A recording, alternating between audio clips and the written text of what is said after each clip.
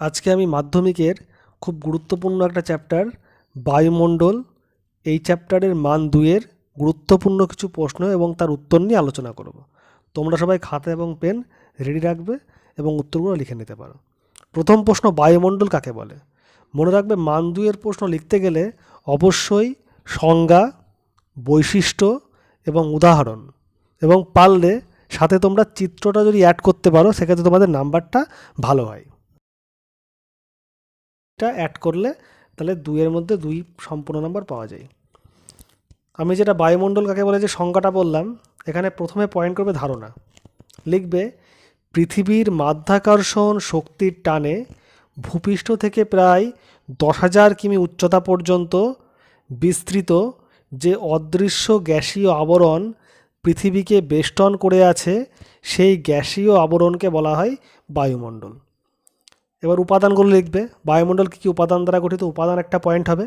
লিখবে, বায়ুমণ্ডল nitrogen, carbon dioxide, oxygen, helium, neon, xenon, krypton, ozone প্রভৃতি গ্যাস, জলীয় বাষ্প এবং এরোসল বা বিভিন্ন ধরনের কণার একটি যান্ত্রিক মিশ্রণ।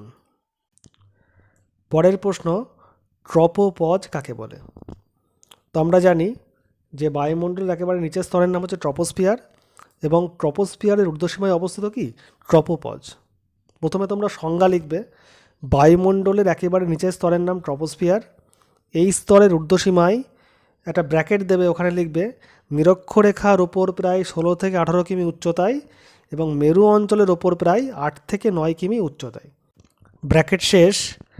যেখানে উচ্চতা বৃদ্ধির সাথে সাথে তাপমাত্রা কমেও না বা বাড়েও না, অর্থাৎ প্রায় ধ্রুবক থাকে, তাকে ট্রপোপজ বলা হয়। বিস্তৃতি লিখবে। ট্রপোস্ফিয়ারে বিস্তৃতির একটা পয়েন্ট করবে, লিখবে ট্রপোস্ফিয়ারের ওপর ট্রপোপজের বিস্তৃতি প্রায় 2.5 থেকে 3 কিলোমিটার। এবার একটা পয়েন্ট বৈশিষ্ট্য করতে পারো। এখানে লিখবে উষ্ণতা বলে একটা পয়েন্ট করবে, তার মধ্যে এই স্তরের উষ্ণতা নিরক্ষীয় অঞ্চলে প্রায় -80°C আর মধ্য অক্ষাংশে উষ্ণতা প্রায় -58°C হয়ে থাকে। পরের প্রশ্ন, ওজোন স্তর কাকে বলে? স্ট্র্যাটোস্ফিয়ার স্তরে 20 থেকে 40 কিমি উচ্চতার মধ্যে ওজোন গ্যাসের ঘনত্ব খুবই বেশি। ওজোন সমৃদ্ধ এই বলয়টিকে তাই ওজোন স্তর বা ওজোনোস্ফিয়ার নামে অভিহিত করা হয়। বৈশিষ্ট্য লিখবে। 1 নম্বর, অতিবেগুনি রশ্মি শোষণ। তাহলে সূর্য থেকে আগত ক্ষতিকারক অতিবেগুনি রশ্মি এই ওজোন স্তর কী করে? শোষণ করে। 2 নম্বর, উষ্ণতা। এই স্তরের উষ্ণতা খুব বেশি হয়।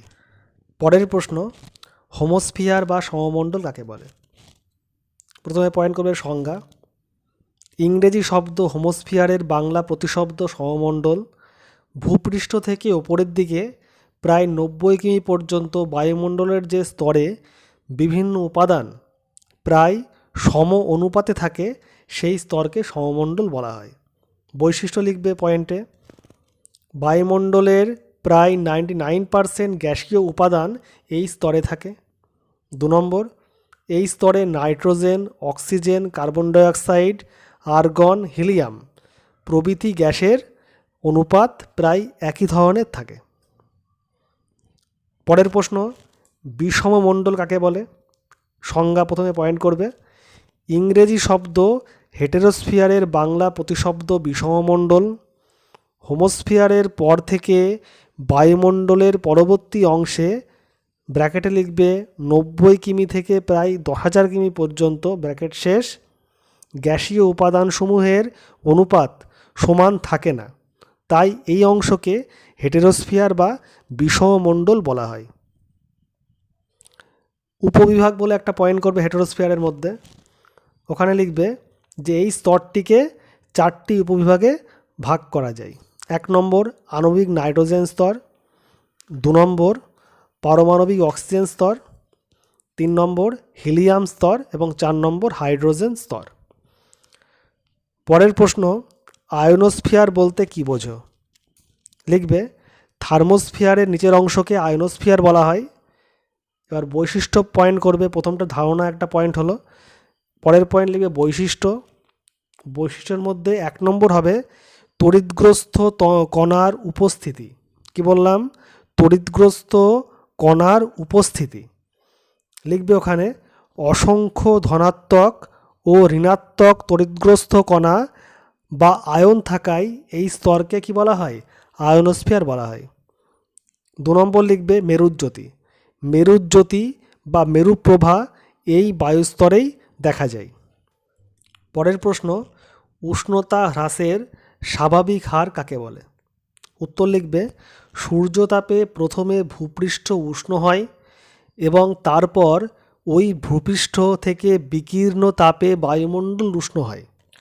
এজন্য ভূপৃষ্ঠ থেকে ক্রমশ ওপরের দিকে অর্থাৎ উচ্চতা বৃদ্ধির সঙ্গে সঙ্গে উষ্ণতা হ্রাস পায়। বায়ুমণ্ডলের একেবারে নিচের স্তরে অর্থাৎ ট্রোপোস্ফিয়ার স্তরে প্রতি 1 কিলোমিটার উচ্চতা বৃদ্ধিতে তাপমাত্রা 6.4 ডিগ্রি সেলসিয়াস কমতে থাকে। একে স্বাভাবিক উষ্ণতা হ্রাসের হার বলা হয়। পরের প্রশ্ন, এরোসল কাকে বলে? উত্তর লিখবে বায়ুতে ভাসমান বিভিন্ন প্রকার ধূলিকণা, কয়লার কণা, লবণ কণা, জৈব পদার্থের কণা প্রভৃতিকে এক কথায় এরোসল বলে। গঠন বলে একটা পয়েন্ট করবে, ওখানে লিখবে সাধারণত আগ্নেয়গিরির উৎক্ষিপ্ত ছাই, উল্কার ধ্বংসাবশেষ, কলকারখানার পোড়া ছাই ও ধোঁয়া, গাড়ি থেকে নির্গত ধোঁয়া, মরুভূমির ধুলোবালি, সমুদ্র উপকূলের লবণ, ফুলের রেণু প্রভৃতি সূক্ষ্ম কণা হিসাবে বায়ুতে মিশে এই এরোসল সৃষ্টি করে। পরের প্রশ্ন, সমতাপ অঞ্চল কাকে বলে? উত্তর থার্মোস্ফিয়ারের ওপরের স্তরে তাপমাত্রার পরিমাণ প্রায় সমান থাকে কিংবা স্থির থাকে, অর্থাৎ এই স্তরে তাপমাত্রার বিশেষ কোনো পরিবর্তন ঘটে না, তাই এই অঞ্চলকে সমতাপ অঞ্চল বলা হয়। তাহলে আমরা সমতাপ অঞ্চল বলতে সাধারণত জানি থার্মোস্ফিয়ারের ওপরের স্তর অর্থাৎ এক্সোস্ফিয়ার এবং ম্যাগনেটোস্ফিয়ার, এই দুটো স্তর আমরা সমতাপ অঞ্চল হিসেবে জানি। এছাড়া ট্রপোপজ, স্ট্র্যাটোপজ, মেসোপজ স্তরগুলিতেও সমান তাপমাত্রা বিরাজ করে। পরের প্রশ্ন খুব ইম্পর্টেন্ট প্রশ্ন, মৌক্তিক বা শুক্তি মেঘ বলতে কী বোঝো? আন্টার্কটিকা মহাদেশের ওপর ঊর্ধ্ব স্ট্র্যাটোস্ফিয়ারে 15 থেকে 25 কিমি উচ্চতায় শীতকালে মাঝে মাঝে সামান্য মেঘের সঞ্চার ঘটে। এই মেঘকে মৌক্তিক মেঘ বা শুক্তি মেঘ বলে। আচ্ছা, এই কথাটা তোমরা পয়েন্ট করতে পারো, ধারণা বলে পয়েন্ট করে এর মধ্যে এটা লিখতে পারো। পরের পয়েন্ট লিখবে বৈশিষ্ট্য, ওখানে 1 নম্বর লিখবে এই মেঘে বৃষ্টিপাত প্রায় ঘটেই না। 2 নম্বর লিখবে পৃথিবীর অন্যান্য অংশের ঊর্ধ্ব স্ট্র্যাটোস্ফিয়ারেও মাঝে মাঝে এই মেঘ দেখা যায়। পরের প্রশ্ন, ইনসোলেশন কি? উত্তর লিখবে ইংরেজিতে ইনকামিং সোলার রেডিয়েশনকে সংক্ষেপে ইনসোলেশন বলে। সূর্য থেকে বিকিরিত শক্তির প্রায় 200 কোটি ভাগের 1 ভাগ ক্ষুদ্র আলোক তরঙ্গ রূপে পৃথিবীতে এসে পৌঁছায়। এই ক্ষুদ্র আলোক তরঙ্গকে সূর্যরশ্মির তাপীয় ফল বা আগত সৌর বিকিরণ বা ইনসোলেশন বলে। পরের প্রশ্ন, সমষ্ণ রেখা কাকে বলে? উত্তর কোনো নির্দিষ্ট সময়ে ভূপৃষ্ঠের যে সকল স্থানের উষ্ণতা একই রকম থাকে সেই স্থানগুলিকে আবহ মানচিত্রে যে রেখা দ্বারা যুক্ত করা হয় সেই রেখাকে বলা হয় সমষ্ণ রেখা। পরের প্রশ্ন, বায়ুমণ্ডল কী কী পদ্ধতিতে উত্তপ্ত হয়? উত্তর লিখবে বায়ুমণ্ডল প্রধানত পরিবহন, পরিচলন, বিকিরণ এই 3টি পদ্ধতিতে উত্তপ্ত হয়। এছাড়া অ্যাডভেকশন, ভূগর্ভস্থ তাপ, লিনতাপ সংযোজন, আগ্নেয়গিরির নির্গত তাপ প্রভৃতি কারণেও বায়ুমণ্ডল উত্তপ্ত হয়। পরের প্রশ্ন লিখবে সৌর ধ্রুবক বলতে কী বোঝো? উত্তরের ফার্স্ট পয়েন্ট হবে ধারণা। লিখবে পৃথিবীর বায়ুমণ্ডলের বহির্প্রান্ত প্রতি একক ক্ষেত্রফলে ও নির্দিষ্ট সময়ে সূর্য থেকে যে পরিমাণ বিকিরিত শক্তি গ্রহণ করে তাকে সৌর ধ্রুবক বলে। বৈশিষ্ট্য পয়েন্ট করে পরের পয়েন্ট, ওখানে লিখবে সৌর ধ্রুবকের পরিমাণ ল্যাংলেতে প্রকাশ করা হয়। বানানটা বলছি, লয়জেফালা আকা উঙ্গ লয়েকা তয়েকা। 1 ল্যাংলে সমান প্রতি বর্গ সেন্টিমিটারে 1 ক্যালোরি। পরের প্রশ্ন, এল নিনো কি? প্রথমে সংজ্ঞা পয়েন্ট করবে, দক্ষিণ প্রশান্ত মহাসাগরে পেরু ও ইকুয়েডর উপকূলে কোনো কোনো বছর ক্রিসমাসের সময় শীতল পেরু স্রোতের পরিবর্তে যে দুর্বল প্রকৃতির উষ্ণ সমুদ্র স্রোতের আবির্ভাব ঘটে সেই ঘটনাকে এল নিনো বলে।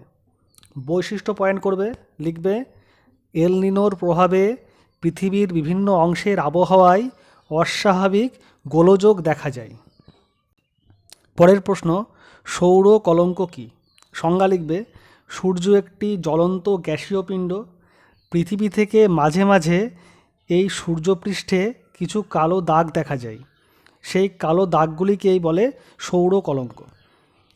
প্যারা চেঞ্জ করে পরের পয়েন্ট লিখবে সৌর কলঙ্ক দেখা যাওয়ার কারণ, অর্থাৎ কী জন্য সৌর কলঙ্ক দেখা যায়।